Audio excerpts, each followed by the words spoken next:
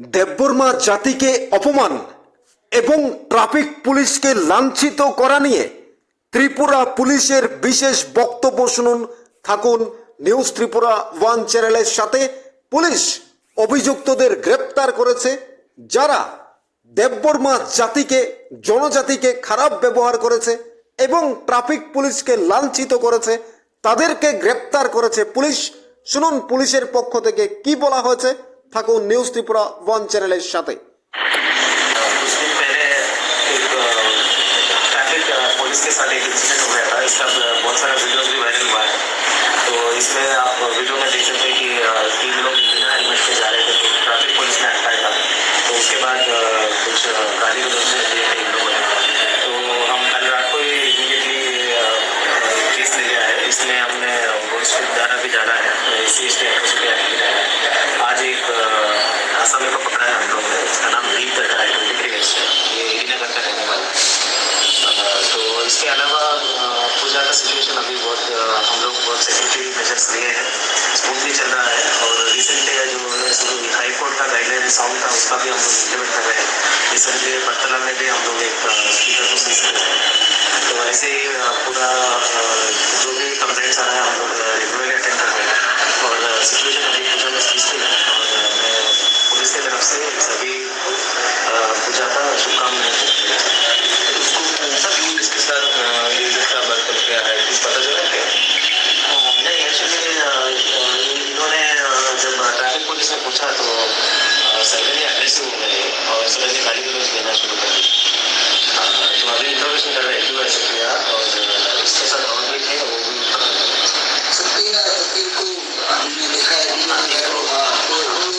वो रेट चल रहा है, वो भी सबसे चल रहा है। हाँ, बाधा हुआ है। कौन सी धारा है? इसमें 117, 132, 351 BNS था और सेक्शन 3 SC/ST एट्रोसिटी। टोटल नाका पॉइंट्स हम लोग इस बार टोटल फिक्स टिकट्स जो होता है 285 फिक्स टिकट्स दे रहे हैं। वॉच टावर्स 40 कर रहे हैं, drop gates 25, police SS booth 82, CCTV 40। और इसके अलावा हमारा ऑलरेडी 1350 PSR ऐसे हमें मिलने वाला है। इसके अलावा सिविल पुलिस भी बहुत सारा है। और हम लोग पूजा ऑर्गेनाइजर्स को भी बोले कुछ वॉलंटियर्स हैं। শুনলেন বিশেষ বক্তব্য। যারাই অপরাধ করেছে তাদেরকে গ্রেপ্তার করা হয়েছে। যারা অপরাধ করেছে তারা অবশ্যই অপরাধীরা শাস্তি পাবে। অর্থাৎ ট্রাফিক পুলিশের উপর লাঞ্ছিত করা হয়েছে এবং জনজাতিদেরকে খারাপ ব্যবহার করা হয়েছে। যারাই এ সমস্ত কাজ করেছে তারা নিশ্চিতভাবে গ্রেপ্তার হয়েছে, তাদেরকে জেলে ঢুকানো হয়েছে, তারা নিশ্চিত করে শাস্তি পাবে। এবং যারা আমাদের রাজ্যের আইন শৃঙ্খলা বাহিনী রয়েছে, ত্রিপুরার ট্রাফিক পয়েন্ট যারা নিয়ন্ত্রণ করে, যারা দিনের পর রাত আমাদের মানুষের সুরক্ষা দিতে গিয়ে যারা বিপদে পড়েন, যাদেরকে পুলিশ সাহায্য করে, ট্রাফিক পুলিশ এই ট্রাফিক নিয়ন্ত্রণ করতে গিয়ে বিভিন্নভাবে হেনস্থা হয়েছেন, যারা আক্রান্ত হয়েছেন, এবার পুলিশ, ত্রিপুরা পুলিশ বিশেষ ব্যবস্থা নিল। যারা অপরাধ করেছে, যারা অর্থাৎ হ্যামলেটবিহীন বাইক চালানো, গুন্ডামি, দাদাগিরি যারা করেছেন, তাদেরকে পুলিশ গ্রেপ্তার করেছে, চিহ্নিত করেছে।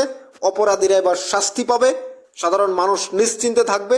পুলিশের উপর এইভাবে অত্যাচার, ট্রাফিক পুলিশের উপর এইভাবে আক্রমণ এবং জনজাতি গোষ্ঠীকে অত্যাচার, জনজাতি গোষ্ঠীর বিরুদ্ধে খারাপ ল্যাঙ্গুয়েজ, একটা ইসলাম ল্যাঙ্গুয়েজ ইউজ করা এবং এই জনজাতির বিরুদ্ধে অর্থাৎ ট্রাইবেলদের মধ্যে কিংবা দেববর্মাদের মধ্যে একটা খারাপভাবে প্রতিক্রিয়া তৈরি করে মানুষের মধ্যে একটা বিভ্রান্তি সৃষ্টি করার চেষ্টা, সেটাকে একেবারে নস্যাৎ করে দিয়েছে ত্রিপুরার পুলিশ।